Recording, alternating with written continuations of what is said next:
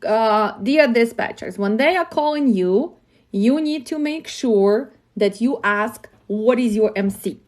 Why are we asking this? Well, as a dispatcher, this is your duty to check on their credit, right? If you have factoring, let's say in this case, this carrier, he factors with RTS. Of course, why? Because most of my carriers, actually 99% of them, work with RTS because I am an RTS agent.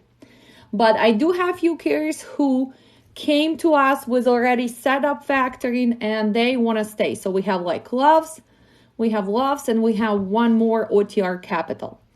But you have to log into their app and make sure that those brokers are approved by factoring.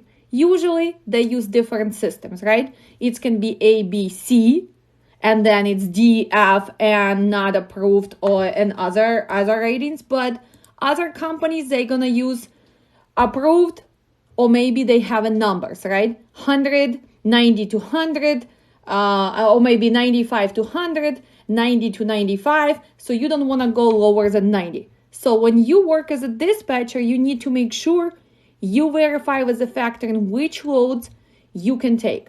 Why is it important? Because guys, you do not want to book the loads that are not going to get paid by factoring right away. Because you punishing your carrier, right? They working hard, they need the money flow. If you did not check the rating, you book the load, and what's gonna happen? Well, the guy's gonna deliver, and then you're gonna be hustling to get that money. And a lot of brokers might offer you quick pay, and their rate is gonna be higher, so your carrier is losing extra money now. Or sometimes you have to wait for 30 days. It used to be 30 days. Nowadays, the brokers who do not have factoring, brokers who don't have a good credit, they sometimes wait for the shipper to pay them, and then they're gonna pay you. And nowadays, that 30 days after COVID, it's actually became 90 days, 120 days. So this is something you do not want to do as a dispatcher, because this is your duty to book the loads for your carrier from approved brokers. Plus, if their rating is already bad, what are you dealing with?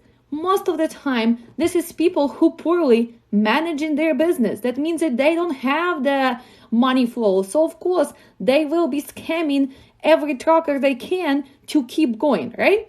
So this is the first step you do. So even before you're gonna start talking to them, where is it pick up? Where is it going? What is a commodity? This is your number one step. If you see that they are not approved and you tell them, well, unfortunately, I cannot work with you. You're not approved by the factory. What's going to happen? You know what's going to happen? They're going to start sweet talking to you. They're going to say, well, don't worry about it, right? Kenny, don't worry. We're going to pay you. We're going to do quick pay. We're going to do it right away, right? Because they need to cover that load, right?